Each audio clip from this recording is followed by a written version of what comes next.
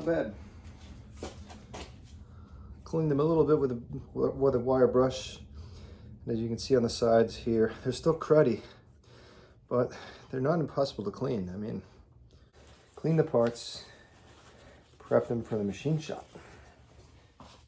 So, go. So these are cracked rods, which means they can only fit together one way. So you can't accidentally put them backwards. And it's said that these can handle quite a bit of horsepower. You can absolutely turn the crankshaft and pull these pistons out without taking the crankshaft out.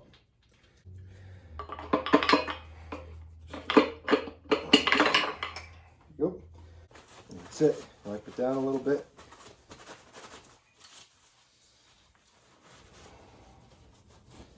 Put it together, back together the way it goes.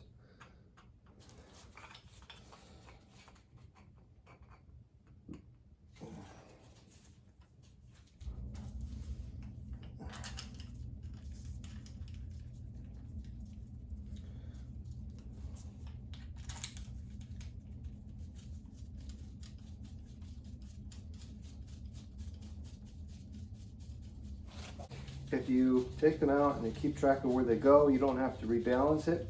If all you're going to do is clean it, well, crap. That's all right, come on.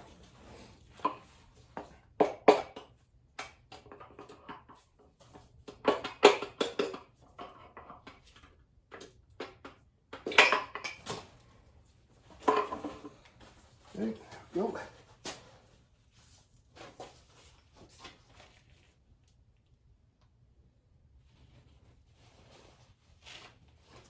Where did you go? Ah, here you are. What am I thinking? I didn't put this one together. Son of a gun. See? So you put it there so you don't forget it. And I forgot it anyway. There we go.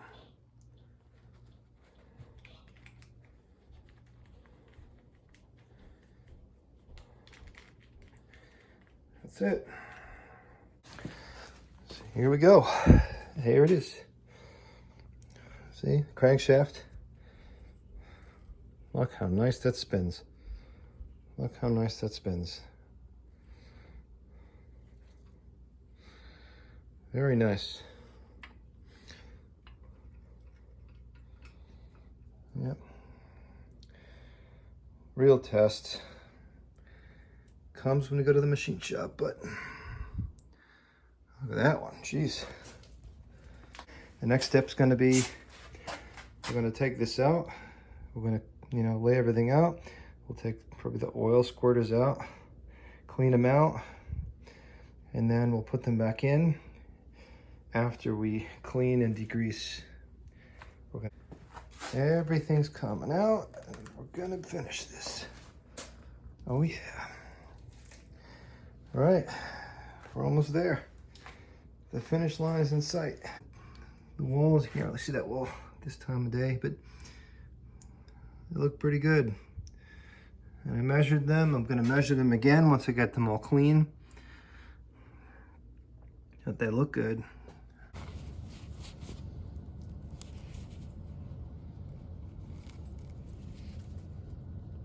Well, as long as you don't scratch, if you're reusing it, don't scratch the pistons.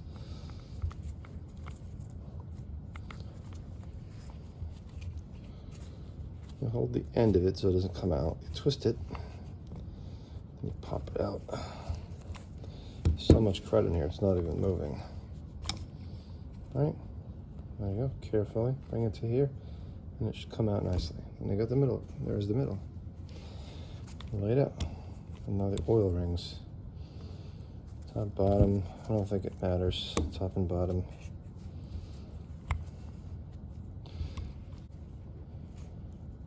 Oh, there's the, oh, come on.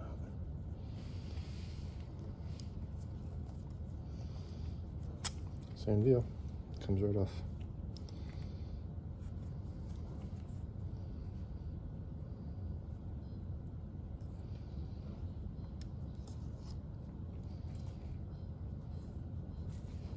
Now the crinkle ring.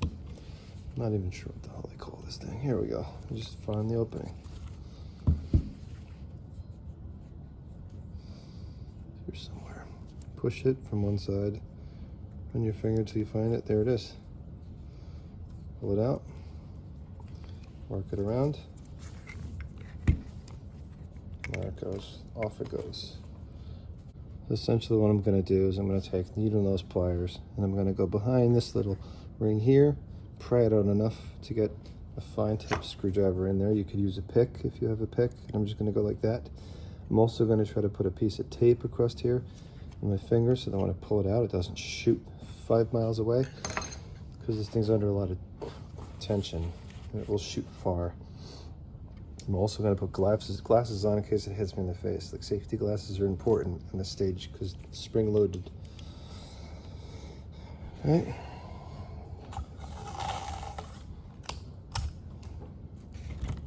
It's dirty, so it's not in here, but at least it'll keep it from springing.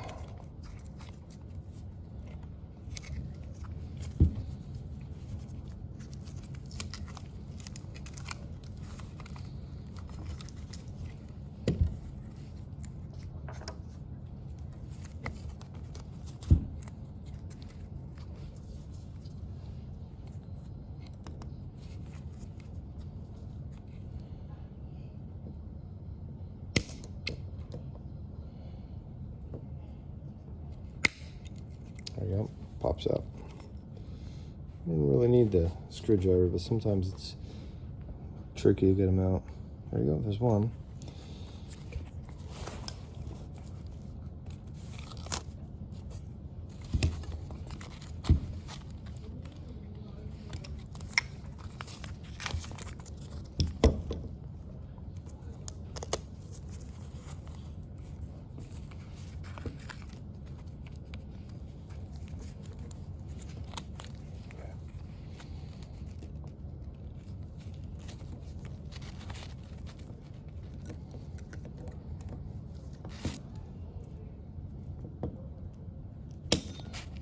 There you go.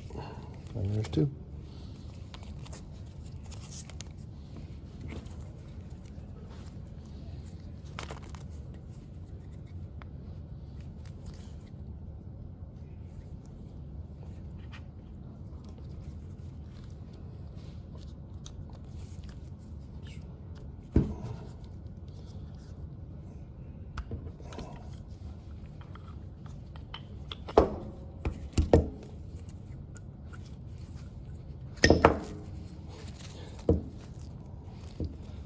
There you go, with my fingers. See that? I got them all out. Alright, so here it is. Pretty lightweight. It's not bad. I mean, you look in the grooves, you can see, you know, it's pretty dirty, but so overall it's not bad. This is the F-150 piston. See, it has an arrow to let you know which way is front. That would be front. All right, you have the groove for the top, the groove for the second, and these are the, you know, that's for the oil, right? Really not that hard to take them off. All right, so that's where we're at. I got 7 more to pull.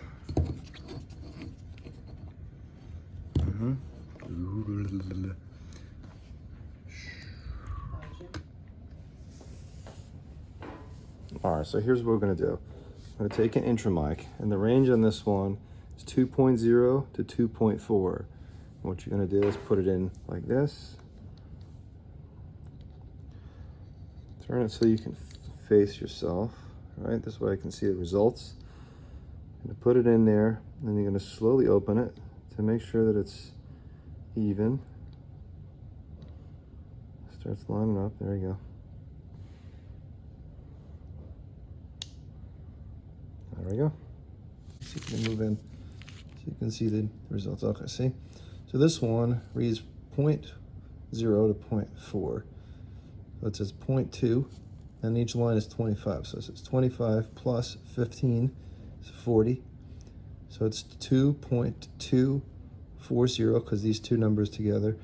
And then you gotta line up the first one of these, which looks like So 1 is the closest, whatever line is the closest. This one looks like it's lined up, so it's 2.2401. And this is just hand tight, so when I torque it down, that number will compress and it'll be well within spec. So I know that the rod is good. I can check all 8 as I pull them out. We're going to be taking it to the machine shop. I just wanted to see if I was going to be surprised at all. You know, so, yeah.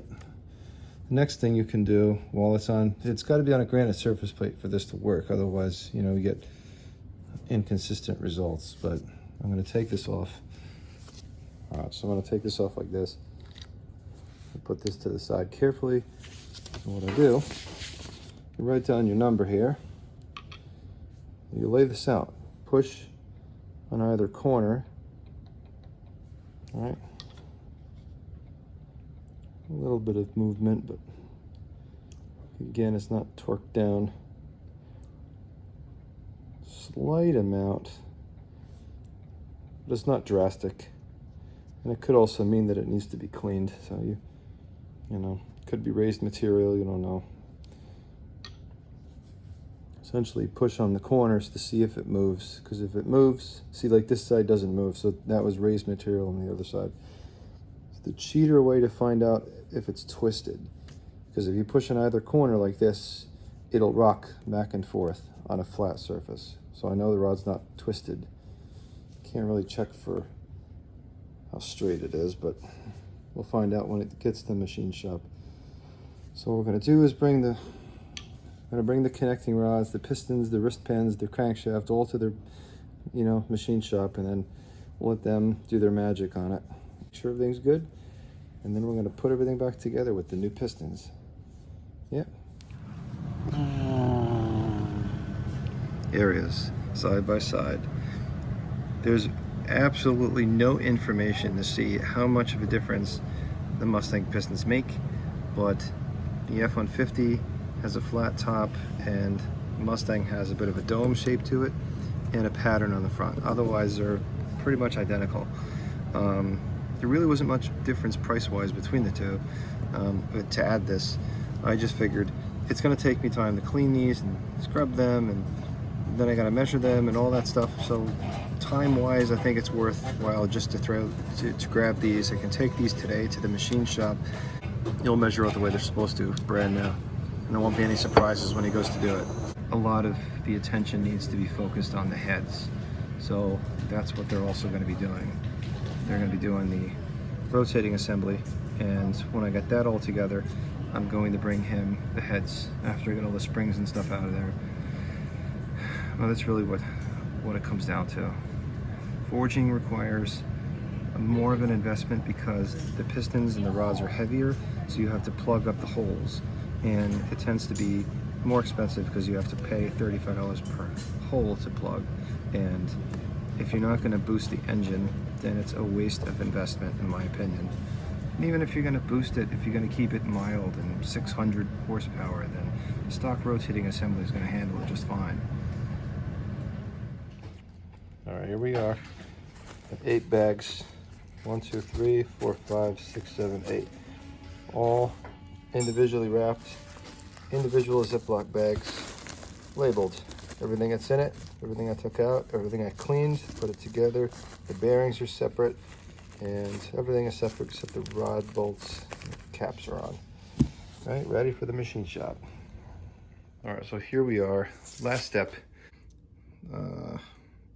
Each one of these has a number: 5, 4, 3, 2, and 1. It's red as if you're facing from the front of the engine. So I'm going to keep track of the bolts, same ways I've done on the rest of them. I put on the box front and back. I'm going to take it out, you know, numbered 1 through 5. I'm just going to put them out there. Side bolts, and more for support than anything else. So I just put those in a box because I don't think it really matters. All right, so here's the plan. Take it out, clean it up, and I have everything prepared to go to the machine shop. This is the last piece of the puzzle. All right, So the trick to get these off, as long as you take the mold loose and you come off evenly, then it's fine. And then tap them each side, break them loose. When you get to this one, remove the rear main seal. You know, there's maybe 6 10mm bolts, and then pop this little sensor here. You got to take that one out too. I have this on the table, this little bad boy here.